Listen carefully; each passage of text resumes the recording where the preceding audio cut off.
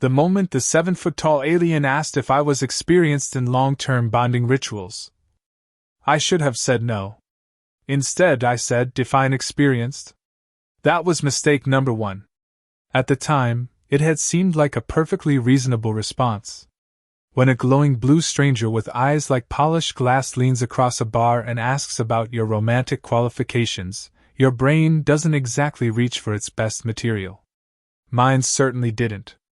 I had only come to the interspecies district because it was the one place on the station where nobody cared that I'd just been laid off. Again. Apparently, creative differences is corporate language for, we noticed you eat lunch alone and it makes management uncomfortable. The bar itself was dim, warm, and pleasantly anonymous. Gravity sat at a comfortable 98% or standard, the air smelled faintly of citrus disinfectant, and the music was low enough that you could pretend not to hear anyone flirting badly 2 tables over. Which is exactly what I had been doing. Until she sat down beside me. You don't ignore someone like her. Not because she was intimidating, though she absolutely was, but because everything about her suggested deliberate precision. She moved like each step had been approved by a committee.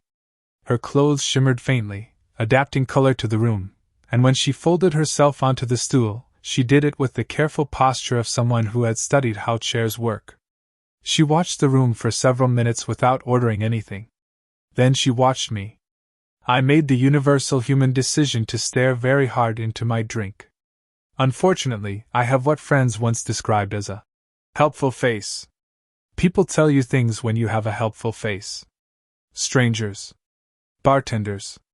One time a delivery drone glitched and asked me for emotional reassurance.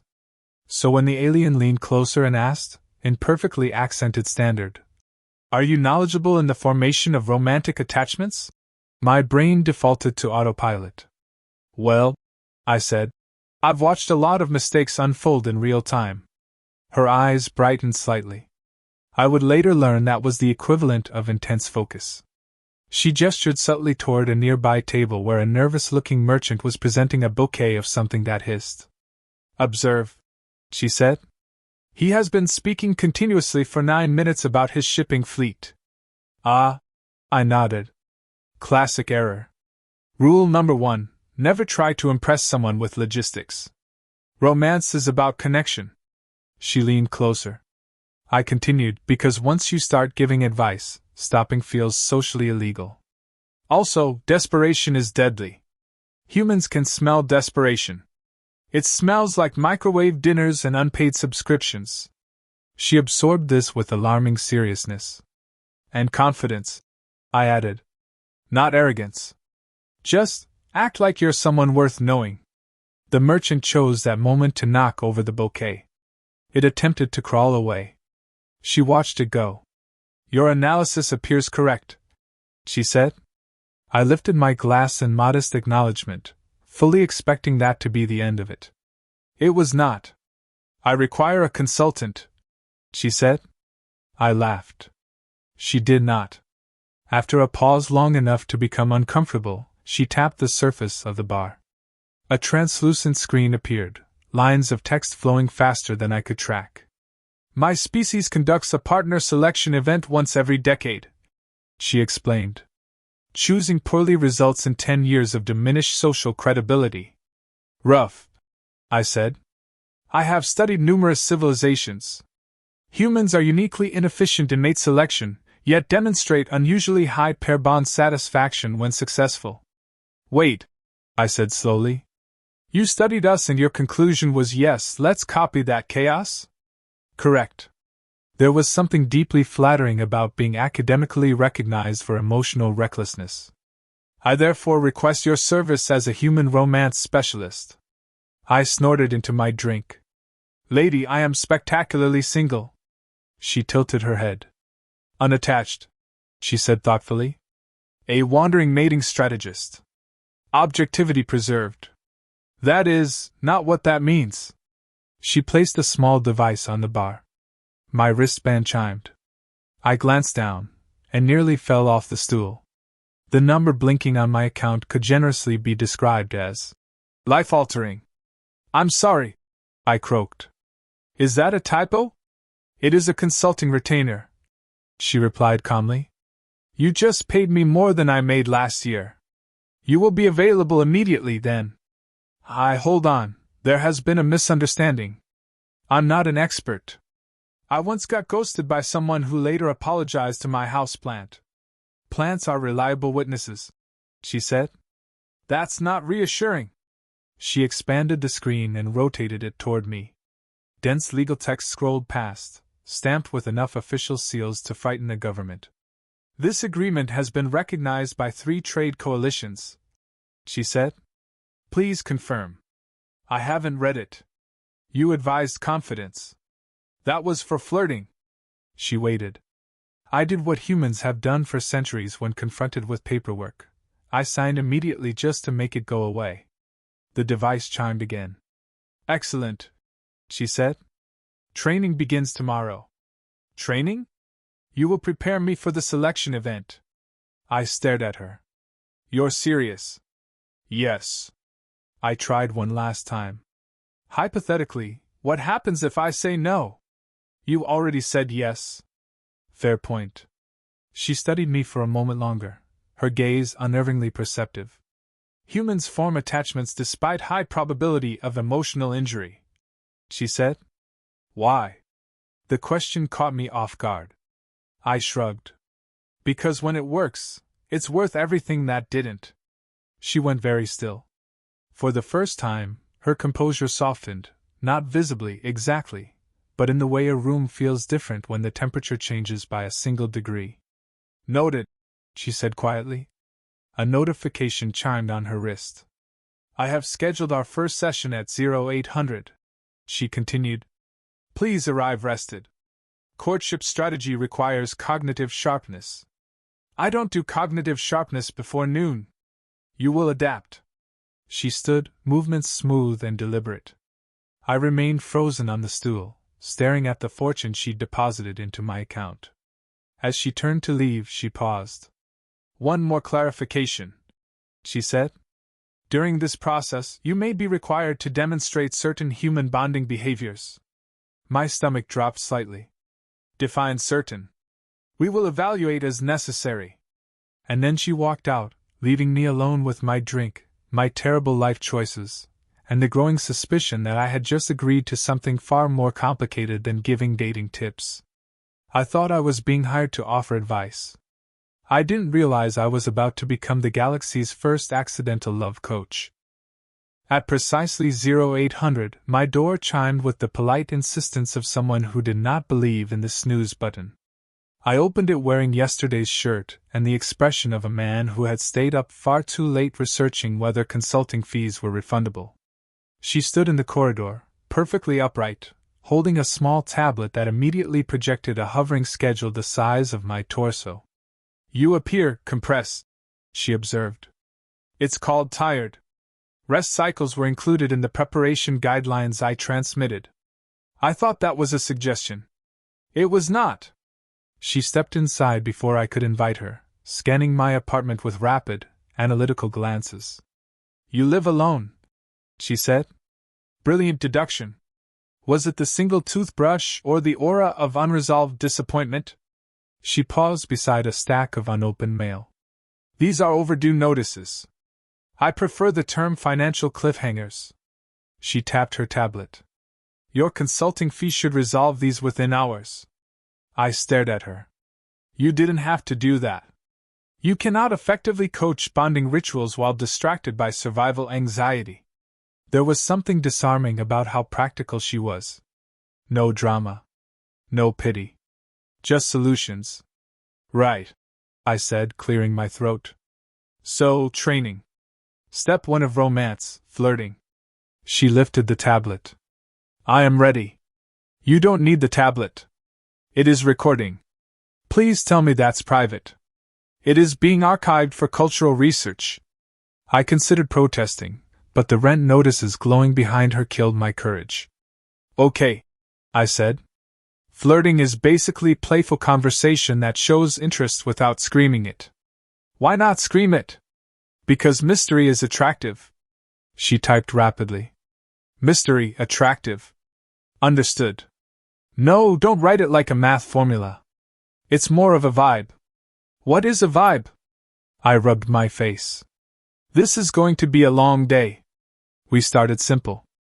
I explained tone, humor, eye contact, the subtle dance humans perform when we're pretending not to care very much. She listened with terrifying focus. Demonstrate, she said. On you? Yes. I hesitated. No one had ever looked less flirtable.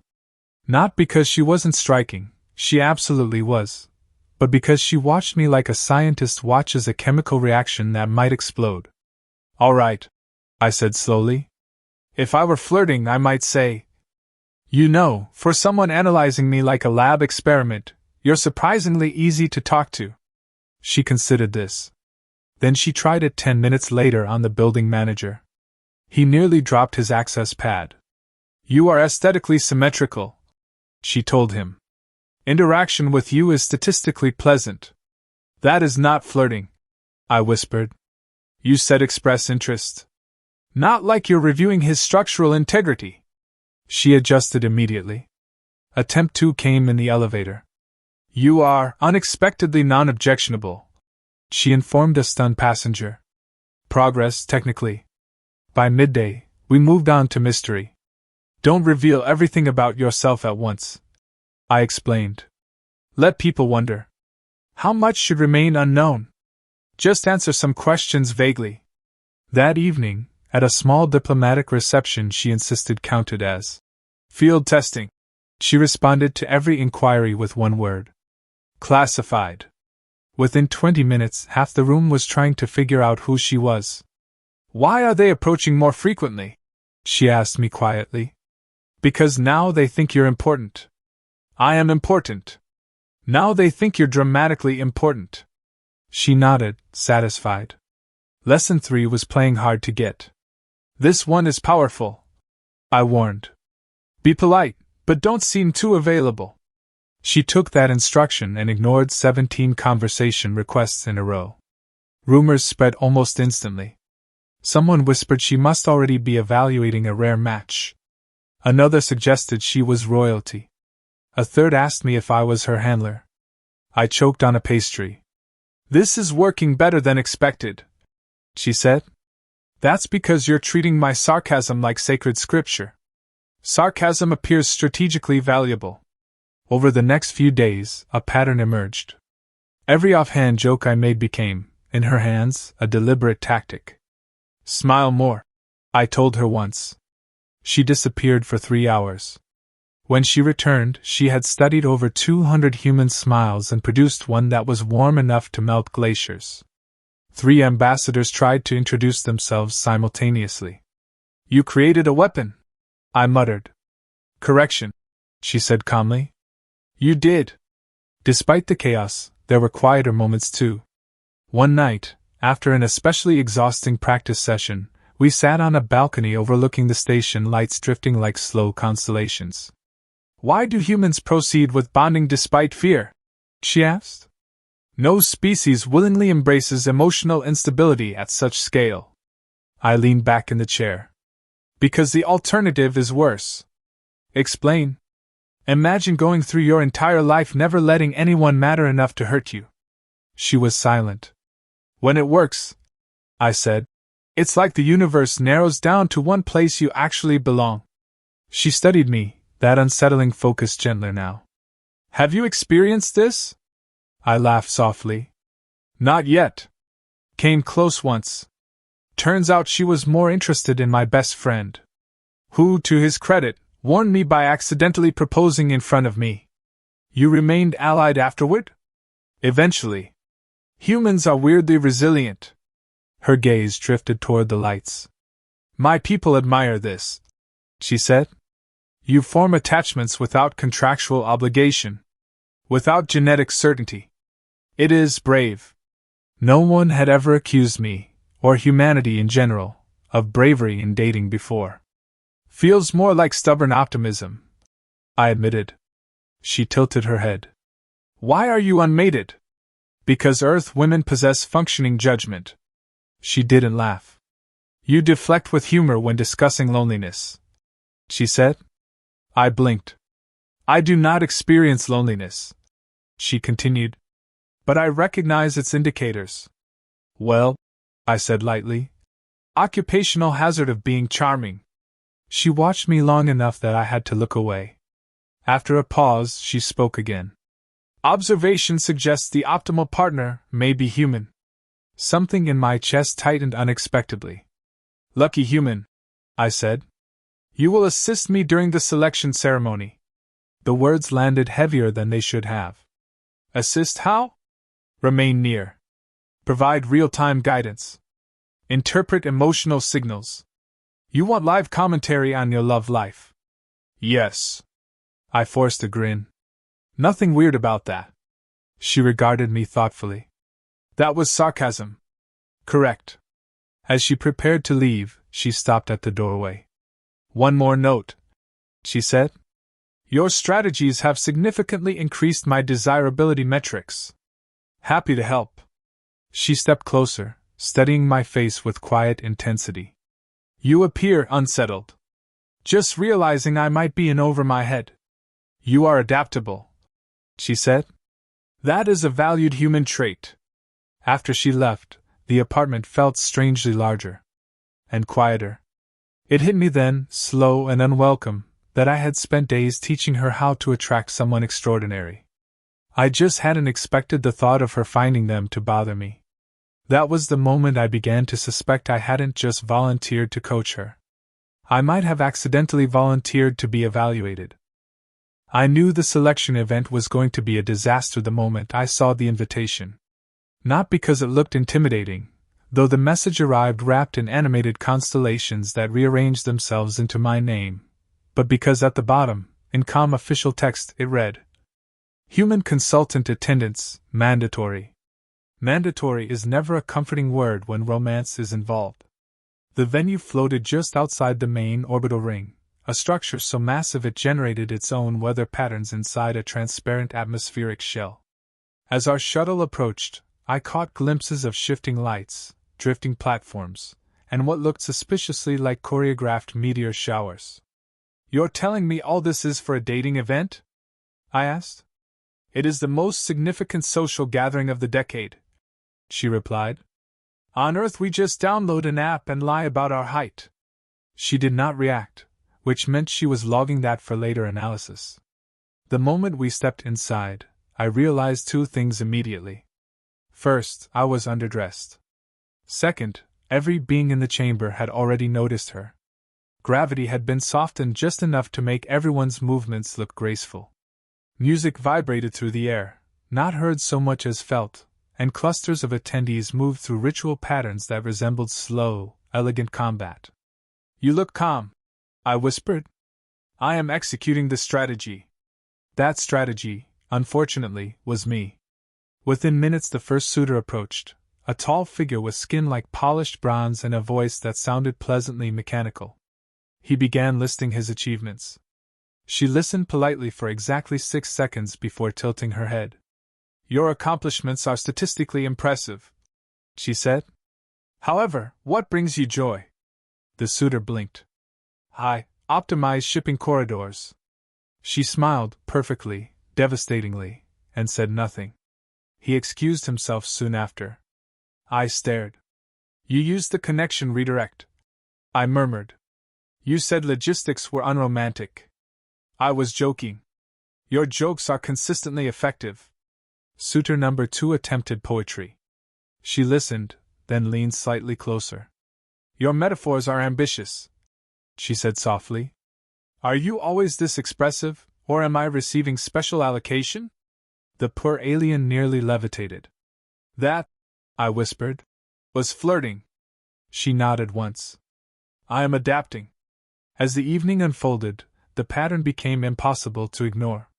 Every tactic I had tossed out casually, playful teasing, selective mystery, quiet confidence, she deployed with surgical precision. When asked about her background, classified. When complimented excessively, she changed the subject and asked about their childhood inspirations. When someone tried too hard, She smiled politely and let the silence stretch just long enough to make them reconsider their life choices. Whispers spread. Who trained her? Is she evaluating royalty? Why is she ignoring everyone important? Then it got worse. One particularly bold attendee turned toward me. You, he said. You are the human advisor. Several heads pivoted in my direction. I attempted the ancient human strategy of pretending to examine the ceiling. She solved the mystery herself. He is my courtship consultant, she announced. Just like that, I became the most interesting nobody in the room. A cluster formed almost instantly. What is the human method? Do humans always deploy humor before attachment? Is emotional unpredictability intentional? I opened my mouth, closed it, then said the first thing that came to mind. Don't treat love like a resume. They stared as if I'd delivered sacred wisdom instead of a sentence I once muttered after being dumped via calendar notification. Then he arrived. Even I could tell this one was trouble. He moved with effortless authority, his presence parting conversations before he spoke. Genetically flawless, if that was your thing, symmetry so precise it felt engineered. I have heard you seek a partner capable of excellence, he said to her. I seek compatibility, she replied. I possess intellectual distinction, physical optimization, and substantial influence. I felt something twist unpleasantly in my chest. On paper, he was perfect. She glanced briefly at me. It should have meant nothing. It meant everything. Their conversation flowed easily. He was confident without being pushy, articulate without bragging. The surrounding crowd subtly adjusted, as if already anticipating the outcome. I stepped back. Of course she would choose someone like that. That had been the entire point of this ridiculous coaching job. So why did it suddenly feel like I'd swallowed a small collapsing star? Apparently, I was fine helping her find love, as long as it wasn't with someone better than me. I slipped toward the edge of the chamber, pretending deep interest in a floating sculpture that might have been rotating moss. You are withdrawing, she said quietly beside me. I startled. I didn't want to interrupt. He was not interruptible. Seems like a strong candidate. She studied my face. Your vocal pattern has slowed. It's been a long night. Silence lingered between us, filled with distant music and softer conversations. You no longer need my guidance, I said finally. You've mastered this. That conclusion is inaccurate.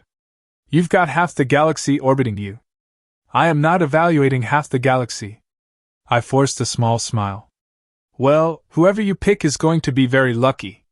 The words tasted strange on the way out. She watched me with unsettling focus. Why does this outcome distress you?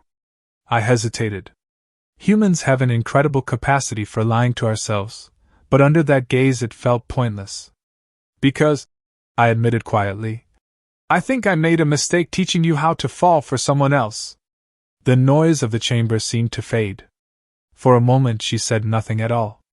Then, a harmonic tone rippled through the air. The ceremony.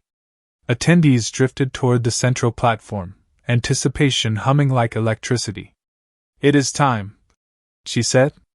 We moved with the crowd until she stepped forward into the illuminated circle reserved for the chooser. My pulse hammered. The genetically perfect suitor stood nearby, composed and certain. She scanned the gathering once, then her gaze found me. And stayed there. My stomach dropped.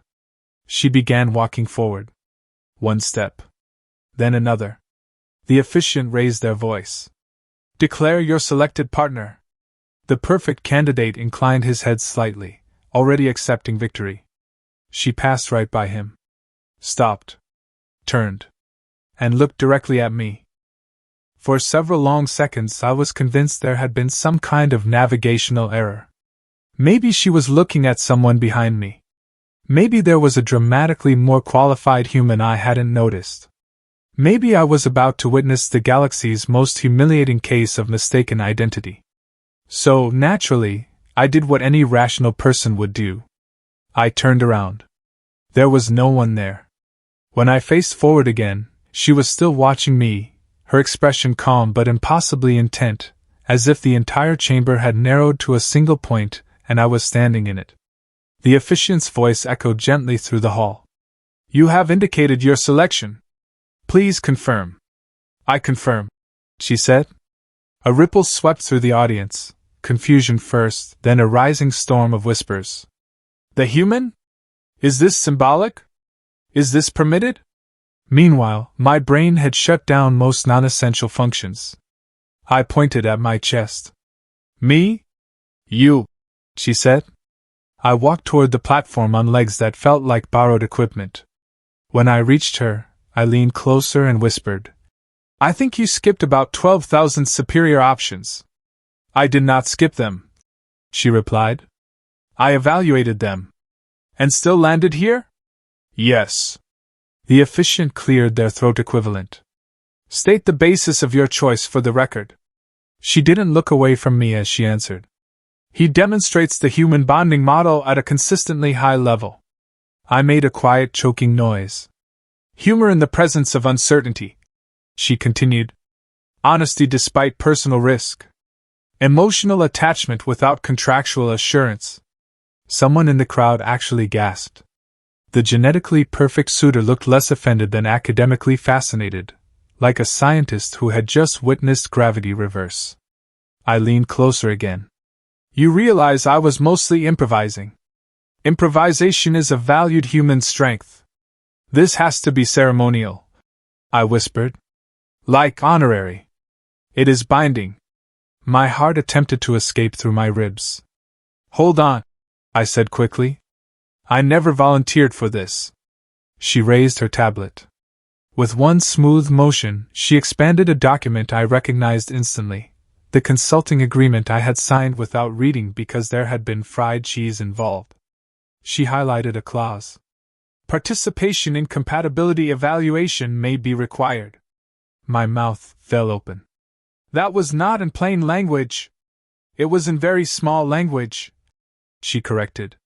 A laugh slipped out of me before I could stop it, half panic, half disbelief. "I cannot believe I accidentally signed up for an interstellar relationship." "You signed up to assist my selection process," she said calmly. "You proved the optimal candidate." The officiant gestured politely. "Do you accept the bond?" Every instinct told me to make a joke. Deflection had always been my specialty. But when I looked at her, really looked, I saw none of the clinical detachment she'd carried when we met. There was focus, yes, but beneath it something warmer. Something chosen. "You studied humans," I said softly. "Out of all of them, why me?" "I initially sought to understand your species," she replied. "Yet prolonged observation altered the objective." "How?" "I did not choose humanity," she said. "I chose you." The chamber felt very quiet all of a sudden. "You are statistically improbable," she went on. "Financially unstable. Frequently sarcastic. Socially inefficient. Wow. You really know how to make someone feel special. Emotionally," she finished, "you are optimal." That did it. No grand speech. No dramatic music swelling. Just that simple, devastating certainty. "I should warn you," I said, my voice unsteady despite my best efforts. "I am going to mess things up sometimes. That aligns with the human model. I overthink. I joke when I'm scared. I have absolutely no idea how to be someone's interstellar partner." She stepped closer, not invading, just present. "Human bonding requires uncertainty," she said. "I am prepared."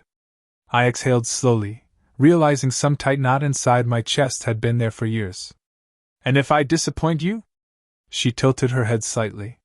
"You already taught me the central principle." "Which one?" "Choose someone anyway." That was unfair. Using my own advice against me like that. A laugh broke free, softer this time. "Then, yes," I said. "I accept." The officiant struck the platform once, and a resonant tone rolled outward like a sunrise. "It is witnessed," they declared. Applause followed, tentative at first, then gathering strength as curiosity overcame shock. Some attendees looked baffled. Others looked thoughtful. One group was already taking notes. As we stepped down from the platform, I leaned toward her. "So what happens now?" "Now," she said, "we begin the bond." "That sounds intense." "It includes shared habitation." "You're moving in already?" "Efficiency is attractive." I groaned softly. "You've weaponized everything I ever said." "Correct." By the time we reached the edge of the hall, messages were already flooding my wristband. Apparently, footage of the selection had spread faster than gossip in a small town. "Why am I receiving interview requests?" I asked. "You are now a cross-cultural success case." "I don't want to be a case. I want to go lie down." "You may lie down," she said. After the reception, over the following days, the consequences unfolded in ways I never could have predicted. Her people began studying what they called sarcastic honesty as a viable courtship behavior. Several alien networks requested seminars on humor-driven attachment. A human dating platform crashed when thousands of off-world users attempted to register simultaneously. And me? I became known, to my endless embarrassment, as the cooperative human. One evening, as we watched freighters drift past the station windows, she spoke quietly. "My civilization traveled light years seeking the secret to resilient partnerships. Sorry it turned out to be dumb jokes," I said. "It is not the jokes," she replied. "It is the courage beneath them." I thought about all the ways humans throw our hearts forward without guarantees, how we hope, and risk, and try again even after spectacular failure.